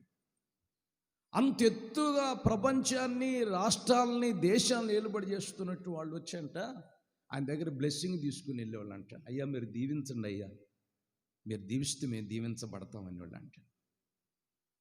ఆయన దగ్గరకు రాగానే ఆయన వాళ్ళని దీవించాడంట, వాళ్ళు దీవించబడేవాళ్ళంట. కొన్ని కోట్లు, మిలియన్లు డాలర్లు ఆయనకి స్పాన్సర్ చేసేవాళ్ళంట. ప్రపంచంలో ఏ రాజకీయ నాయకుడికి, ఏ ముఖ్యమంత్రికి, ఏ అధికారికి లేనటువంటి ఫ్లైటు కేఏ పాల్ గారికి ఉంది. ఇంతవరకు అలాంటి ఫ్లైట్ ఎవడు తీసుకురాలేదు, ప్రపంచం ఇంతవరకు ఎవడు తీసుకురాలేదు. సొంత ఫ్లైట్ ఆయనకు ఉంది. ఆ ఫ్లైట్లో 47 దేశాలు తిరిగాడు ఆయన. 47 దేశాలు తిరిగాడు. గొప్ప దైవజనుడు. చచ్చిపోతే ఒక మనిషి, ఆ మనిషి దగ్గరికి వెళ్ళి ప్రార్థన చేస్తే, వినండి, చచ్చిపోయిన మనిషి లేచి నుంచుంది. ఆయన జీవిత చరిత్ర. ఆయన అంటే చిన్నప్పుడు చదువుకునేటప్పుడు అంట, వాళ్ళ కుటుంబ పోషణ నిమిత్తమై బొగ్గులు అమ్ముకొని 2 రూపాయలు 3 రూపాయలు తీసుకెళ్ళి వాళ్ళ అమ్మకి ఇచ్చాడంట. అట్లా కుటుంబ పోషణ. కుళ్ళిపోయిన అట్టికాయలు తినేవాడంట ఆయన. అలాంటి వ్యక్తిని దేవుడు ఒక ఉన్నతమైన స్థితికి ప్రభు తీసుకొని వెళ్ళాడు. ఒక ఘనమైన స్థితికి ప్రభు తీసుకుని వెళ్ళాడు. దేవుడు బహుగా ఆయన దీవించాడు.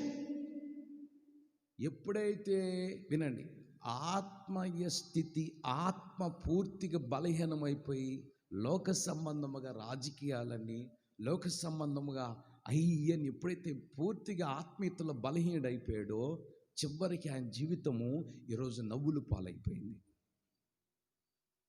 ఏనంటే టీవీలో కూడా చూపిస్తారు, కేఏ పాల్ జీవితం నవ్వులు పాలైపోయింది. దీని అంతటి కారణం ఏమిటి? తన ఆత్మీయ జీవితం ఎక్కడో బలహీనమైపోయింది.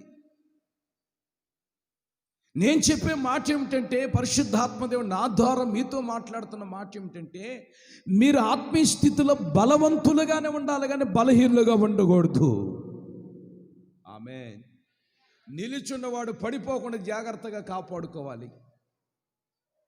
దేవుడు ఆయనకు అంత కృపిచ్చాడు, అంత దీవెనతో కేపాలని ప్రభు దీవించాడు, దీవించబడ్డాడు. చచ్చిన వారిని బ్రతికించడం మామూలు మాటలండి. ప్రపంచం లేనటువంటి ఫ్లైట్ని ప్రభు ఇచ్చాడు. 147 దేశాలు తిరిగిన చరిత్ర కలిగినటువంటి దైవజనుడు ఇంతవరకు ఎవరు లేరు, నాకు తెలిసినంతవరకు. కోట్లు ఆయనకి స్పాన్సర్ చేసేవాళ్ళు. చివరికి ఈ రోజున ఆయన భార్య, ఆయన పిల్లలు అనాథలుగా మారిపోయారు. ఒకసారి గమనించండి, మన ఆత్మీయ స్థితిని బలంగా మనం మార్చుకోవాలి. ఆమేన్. ఆత్మీయతలో మనం బలము పొందాలి. మీ ఆత్మకు కావాల్సిన బలం మీరు పొందాలి.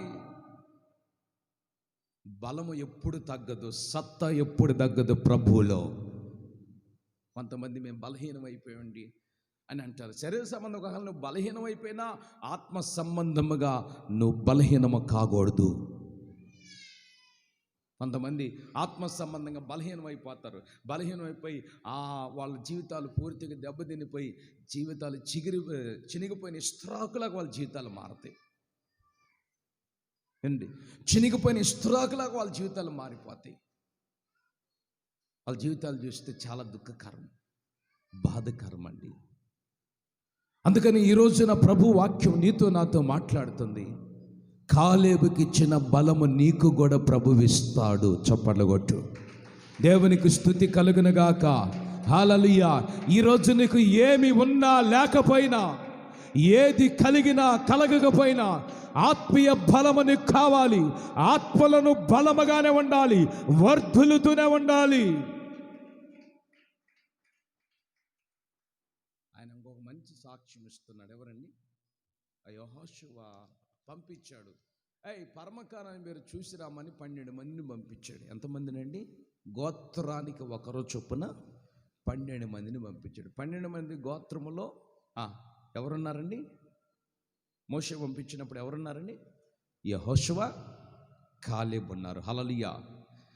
ఇప్పుడు యెహోషువ, కాలేబేమో పరమకానాలోనికి వెళ్ళి అక్కడ ద్రాక్ష గెలలు, అంజూరపు గెలలు, ఇంకా దానిమ్మ పండ్లు అన్ని మోసుకొని వచ్చారు. ఈ 10 మంది ఏమో అక్కడికి వెళ్లకుండా మధ్యంతరాన దూరం ఉండి చూసి, అమ్మో ఆ పరమకానాన్ని మనం వెళ్ళలేములే, మన వల్ల కాదు, మన చేత కాదు అని వీళ్ళు ఇనికి తిరిగి వచ్చారు. ఈ యెహోషువ, కాలేబు మాత్రం పరమకానాలను అడుగుపెట్టి ఆ పాలు తేనె ప్రవహించే దేశాన్ని చూసి క్షేమముగా వచ్చి మంచి సమాచారం చెప్పారు మోషే గారికి. ఆమేన్. చదవండి ఆ వాక్యాన్ని ఒకసారి. సంఖ్యాకాండం 14వ అధ్యాయం 7-8 వచనాలు.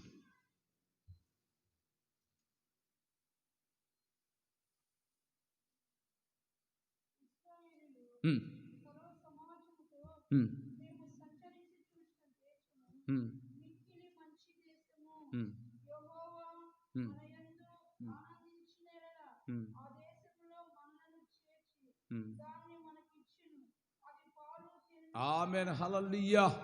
దేవునికి స్తోత్రం. దేవుడు తప్పనిసరిగా మనకి పరమకానాను దేశాన్ని ప్రభు ఇచ్చాడు. అది పాలు తేనెలు ప్రవహించే దేశం, అది మంచి దేశము. కాలేబు పరలోకంలోకి వెళ్ళి తిరిగి మరలా వచ్చాడండి. దేవునికి స్తోత్రం.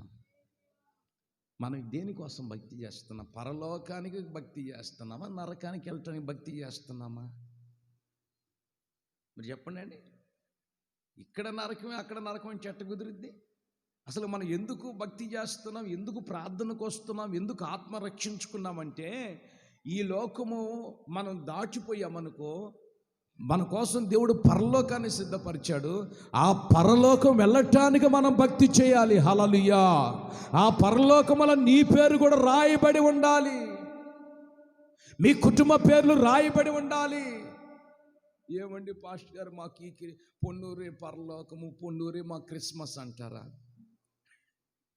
ఏమండి, పొన్నూరే మాకు పరలోకం అంటారు. పొన్నూరే మన స్టాండర్డ్ కాదు కండి. హల్లెలూయా. పొన్నూరు మనకి స్టాండర్డ్ కాదు కదండి. మన ఊర్లో మనకి స్టాండర్డ్ అవుతాయండి. ఎప్పటికీ కావు. దేవునికి స్తోత్రం. నువ్వు ఎందుకు భక్తి చెయ్యాలంటే పరలోకం వెళ్ళటానికి నీ జీవితాన్ని నడిపించుకోవాలి. అది మంచి దేశము, పాలు తేల ప్రవహించే దేశములకు నువ్వు వెళ్ళేటట్లుగా నీ జీవితాన్ని నడిపించుకో. ఈ సంబంధమైన లోకము కోసం ప్రాకులాడు చేయగాకు. భూ సంబంధమైన లోకము కోసం ప్రాకులాడు చేయగాకు. నీకొక రాజ్యాన్ని ప్రభు సిద్ధపరిచాడు. ఆకలి దప్పు లేని రాజ్యం, నీతి కలిగిన రాజ్యం, పరిశుద్ధమైన రాజ్యం.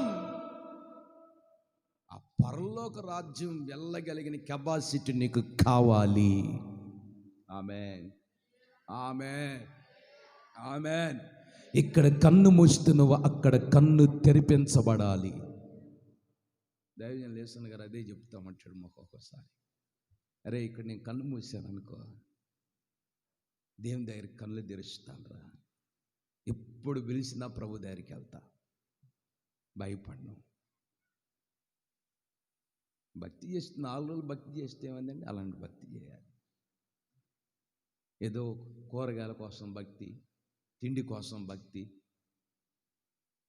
ఏమండి, లేక డబ్బుల కోసం భక్తి, లేక ఏదో బట్టల కోసం భక్తి, లేక ఇల్లు కోసం భక్తి, లేక ఇంకొక దానికోసం భక్తి. అలాంటి కాదు. అలాంటి భక్తి మనకు అవసరం లేదు.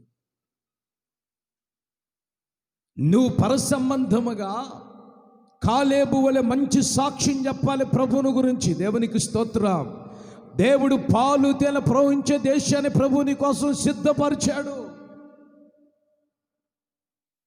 సిద్ధపరిచినటువంటి ఆ యొక్క మంచి పాలు తేనె ప్రవహించే దేశంలో నువ్వు అడుగు పెట్టాలి. అది నీ జీవితాన్ని నడిపించుకోవాలి. సాధన చెయ్యబడాలి నువ్వు. ఆమేన్. ఇది నీ గ్యారంటీ కాదు. ఇది నీ పోయిన సంవత్సరం క్రిస్మస్లో ఉన్నోళ్ళు ఇప్పుడు ఉన్నారు చర్చిలో? నాకు తెలిసిన కొంతమంది లేరు. ఉన్నారా? కొంతమంది లేరు. ఏమైపోయిన వాళ్ళ జీవితాలు తెలియదు. అయితే దేవుడు ఇప్పటికే నిన్ను నన్ను ఈ విధంగా దాచుకొని కాపాడుకున్నాడంటే దేవునికి మనం ఎంత రుణస్తులమి. ఆమె చెప్పండి గట్టిగా చెప్పాలి. హల్లెలూయా. దేవునికి స్తోత్ర. హల్లెలూయా. కనుక మన జీవితాలు అనుక్షణం ప్రతి నిమిషము కాలేబు వలె పరసంబంధమైన రాజ్యము కోసం మనం ఎదురు చూస్తూ ఉండాలి. పరసంబంధమైన రాజ్యములో పాలు తేనె ప్రవహించే దేశములను అడుగు పెట్టాలి. నీ పిల్లలు అడుగు పెట్టాలి. ఇక్కడ నువ్వు అడుగు మూస్తే అక్కడ అడుగు పెట్టాలి.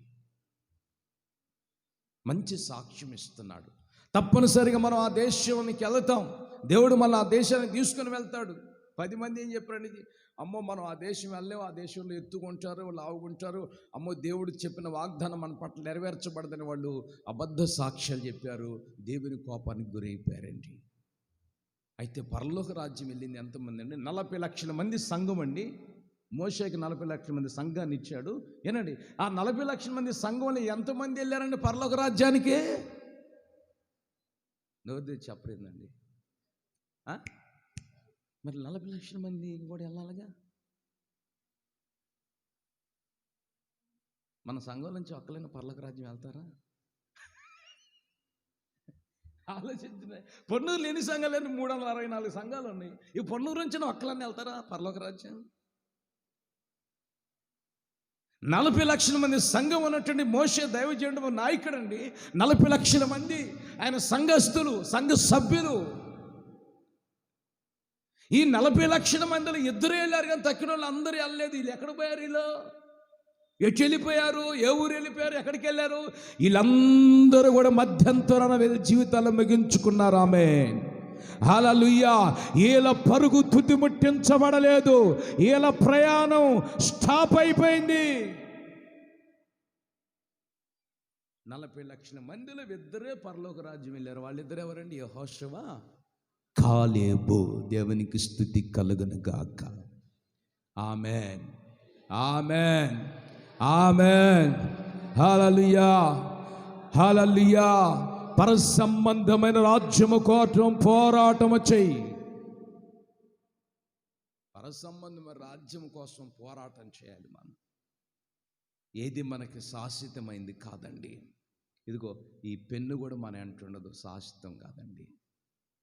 దీనికి వాల్యుయేషన్ ఎంత తెలుసండి? 10 రూపాయలు, 5 రూపాయలండి. అర్థమవుతుందా? గనుక నువ్వు పరసంబంధమైన రాజ్యం కోసం సిద్ధపడాలి. ఆ రాజ్యములను నువ్వు అడుగుపెట్టినట్లుగా ఉండాలి. ఆ రాజ్యము కోసం నువ్వు దేవుని బ్రతిమలాడుకోవాలి. నిండు మనసుతో ప్రభువును ఆరాధించాలి. ఒక ఊర్లో ఒక ముసలామను పిలిపించుకుంది. పెద్ద వయసు అండి, ముగిస్తున్నాను. నన్ను పిలిపించుకుంటే అక్కడ వాళ్ళందరూ వచ్చేసారు కూటానికి. ఆ పెద్ద ఆమె ఏమైనా సాక్ష్యం చెప్పిందండి? అమ్మ సాక్ష్యం చెప్పు తల్లిగారు అన్న. ఈ కింద కూర్చున్న వాళ్ళందరూ ఆమె ఏం చెప్పిందో సాక్ష్యం పాస్టర్ గారిని పిలిపించింది. ఇంత పెద్ద కూటం పెట్టించింది, భారీ ఎత్తున ఖర్చు పెట్టి కూటం పెట్టించింది. ముసలాం ఇంటి మీద ఎంత తాటాకులని ఖర్చు బాగా ఎక్కువ పెట్టించిందని అందరూ అనుకుంటున్నారు. ఆ ఇల్లు కప్పుకోవచ్చు కదా, ఇంత ఖర్చు పెట్టకపోతే కూటానికి. ఆ 2008లోనే ఆమె ఎంత ఖర్చు పెట్టింది తెలుసా అండి? 30,000 రూపాయలు ఖర్చు పెట్టిందండి ఒక మీటింగ్కి. 30,000 రూపాయలు ముసలామే 30,000 రూపాయలు ఖర్చు పెట్టింది. ఇంటి మీద చూస్తే తాటాకు, ఇంటి మీద చూస్తే తాటాకు అంత ఏర్పాటు చేయించింది. ఇక పెద్ద చిన్న స్టేజ్ ఒకటి ఏర్పాటు చేసింది. ఇక వాక్యం, అమ్మ నేను వాక్యం చెప్పక ముందు తల్లిగారి సాక్ష్యం చెప్పండి అన్న, మీరు ఈ కొడుకు ఎందుకు పెట్టించుకున్నారు సాక్ష్యం చెప్పండి అన్న. సాక్ష్యం చెప్పండి లేచింది, లేచి మైకి తీసుకుంది, సాక్ష్యం చెప్పింది. ఆ కింద ఉన్నోళ్ళు ఏం చెప్పింది ముసలామ సాక్ష్యం అని ఇంటానికి కొంతమంది వచ్చారు. హల్లెలూయా. భార్యను కుడికి పెట్టించింది, ఏం చెప్పిద్ది అని ఇంటానికి కొంతమంది వచ్చారు. కొంతమంది భోజనాలకు వచ్చారు. ఏదో ఒకటి రూపంలో దేవుడి రూపంలో అందరూ నడిపించాడు దేవుడు. అందరూ వచ్చి కూర్చున్నారు. ఆ లేచి ఒకే ఒక సాక్ష్యం చెప్పింది. దేవుడు నన్ను జనవరి మాసం నుంచి ఈ డిసెంబర్ 16వ తారీఖు వరకు యేసయ్య నన్ను తన రెక్కల మీద మోసుకొని నా భారాలని బరాయించి నన్ను ఊపిరితో బ్రతికించాడు, సజీవురాలుగా కాపాడాడు. ఇదే నా సాక్ష్యం. కూర్చున్న వాళ్ళందరికీ అన్నవారు. ఆమె అట్లా హేళన చేశారండి. మమ్మల్ని కాపాడలేదు దేవుడు, మమ్మల్ని రక్షించలేదా, మేము బతకలేదా అన్నారు. ఆ పెట్టిన 3వ రోజు కొడికి ముగించిన తర్వాత 3 రోజు నవ్విన 3 చచ్చిపోయారు. ఆమె కొడికి పెట్టి సాక్ష్యం చెప్పుకుందా అని చెప్తుంటే అందుకని కూటమి పెట్టి ఇచ్చిందని నవ్వి 3 ఉన్నారు చూడండి. ముందు కూర్చొని నవ్వారు, హహి అని నవ్వారు. ఆ 3 3 రోజు చచ్చిపోయారు. నాకు వార్త చెప్పింది పాస్టర్ గారు, 3 చచ్చిపోయారండి. మరి ఇప్పటికే దేవుడు బ్రతికిస్తూనే ఉన్నాడు. హల్లెలూయా. దేవుని గొప్పతనాన్ని మనం వివరించాలి, వర్ణించాలి. అందుకని దేవుడు కాలేబుని దేవుడు దీవించడానికి కారణం యెహోషువ ద్వారా కాలేబుకి దేవుడు హెబ్రోనును స్వాస్థ్యముగా ఇచ్చాను. దీవించాడు. సేవకుడు దీవిస్తే నువ్వు దీవించబడతావు. స్వాస్థ్యం అంటే ఏమిటి? సొంతం. హెబ్రోన్ అంటే సహవాసం. నీకు ఈ మంచి సహవాసాన్ని ప్రభు నీకు ఇచ్చాడు. చప్పట్లు కొట్టు. దేవునికి స్తోత్రం. హల్లెలూయా. దేవునికి స్తోత్రం. మంచి సహవాసం ప్రభు నీకు ఇచ్చాడు. ఈ సహవాసాన్ని ప్రభు నీకు స్వాస్థ్యముగా ఇచ్చాడు. ఈ సహవాసాన్ని ప్రభు నీకు సొంతముగా ఇచ్చాడు. ఈ సహవాసం వల్ల అడుగు పెట్టావు. నీ జీవితం ఫలభరితముగా ఉంటుందండి. అయితే దేవునికి మన నమ్మకముగా ఉండాలి. అందుకని ఒక వాక్యం కూడా ఏముందని తెలుసండి? ఇలాపు వాక్యముల 1వ అధ్యాయం 4వ వచనం చివరి మాట చదవండి. ఇలాపు వాక్యముల 1వ అధ్యాయం 4వ వచనం. త్వరగా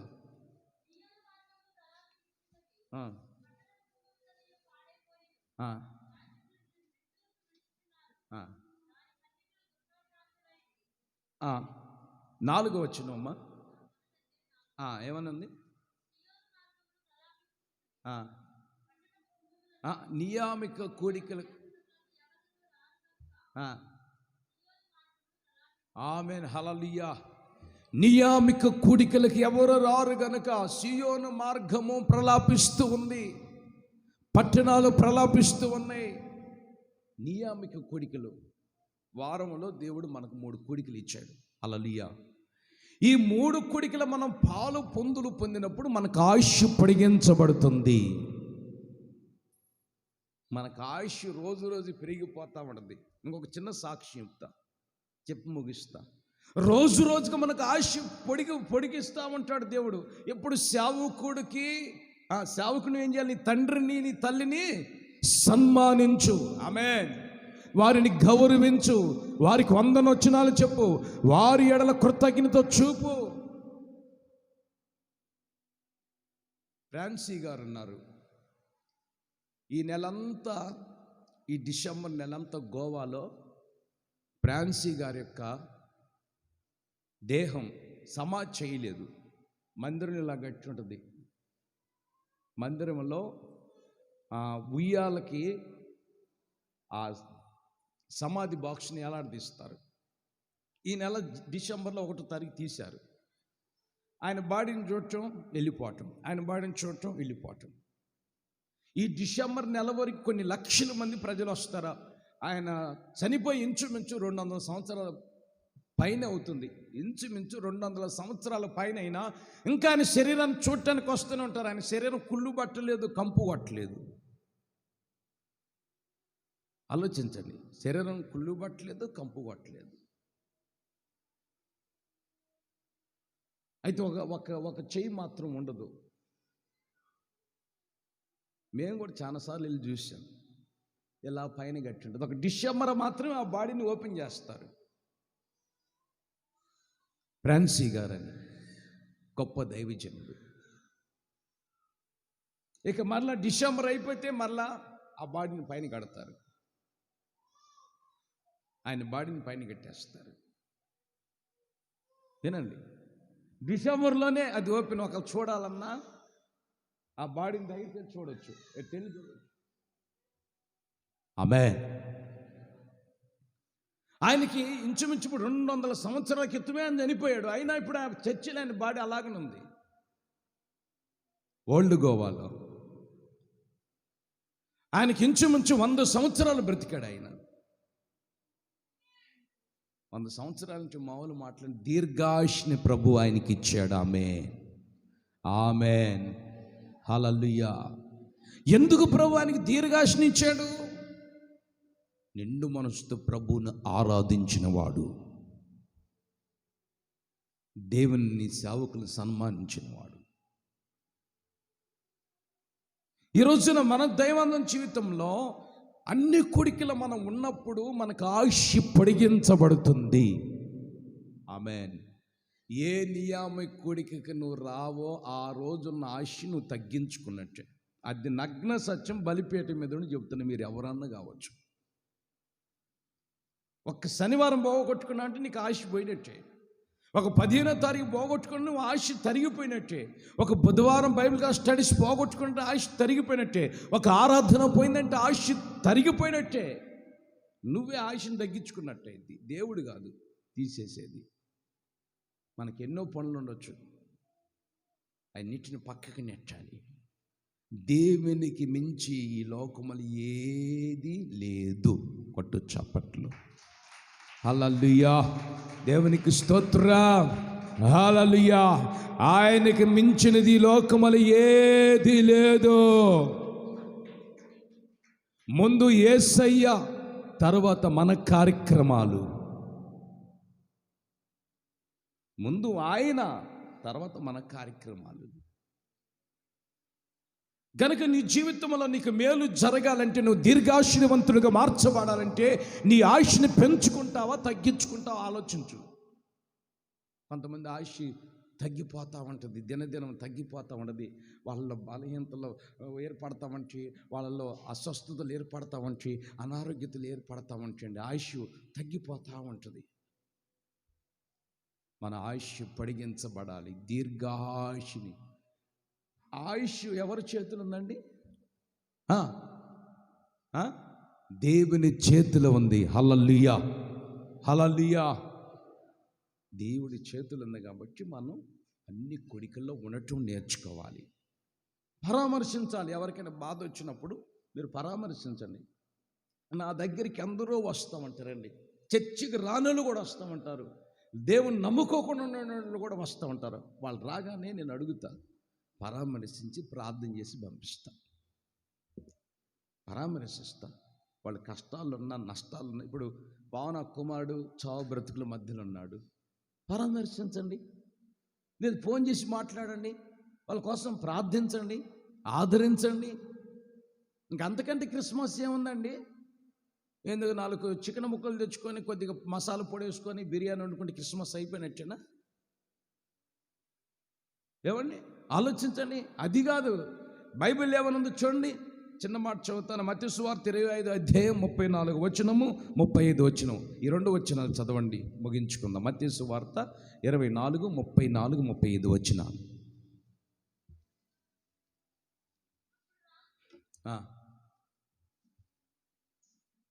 24వ అధ్యాయమా? మత్తయి సువార్త 34 వచనం 35.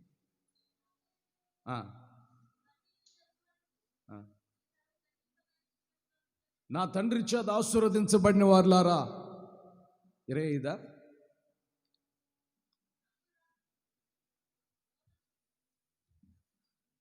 చేతుల బయట ఒకసారి గట్టిగా వెళ్ళి చెప్పండి. మీరు అందరూ ముగించుకుందాం. చేతుల బయట గట్టిగా చెప్పాలి, పెద్దగా చెప్పాలి. మత్తయి సువార్త చివరి మాట చూడండి. ఎన్నో వచ్చినమ్మా? 25 అధ్యాయం 34 వచ్చినవా?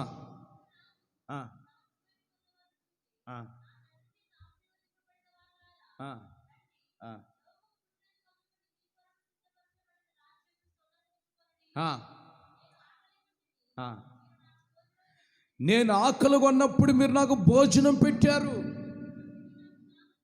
బాగా దప్పికైనప్పుడు మీరు నాకు దాహం ఇచ్చారు, పరదేశిని ఉంచి నన్ను చేర్చుకున్నారు, నేను దిగంబరి ఉంచి మీరు నాకు బట్టలు ఇచ్చారు, నేను రోగిగా ఉన్నప్పుడు నన్ను చూడవచ్చి తిరిగి.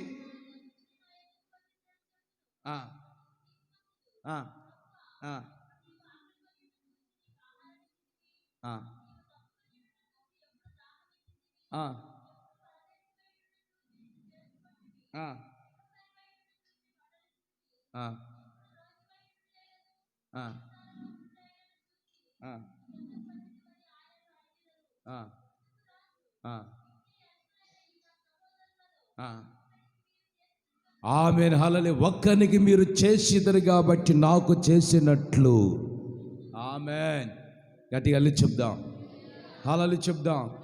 మీలో ఎవరికైనా ఒకరికి మీరు చేశారంటే నాకు చేసినట్లు. రోగిగా ఉన్నప్పుడు ఆ రోగిని మనం చూసి పరామర్శించి ప్రార్థన చేయాలి. ఆలోచించండి. దిగాంబరుగా ఉన్నప్పుడు ఆ వ్యక్తికి మనం బట్టలు ఇవ్వాలి, ఆకలితున్నప్పుడు ఆహారం పెట్టాలి.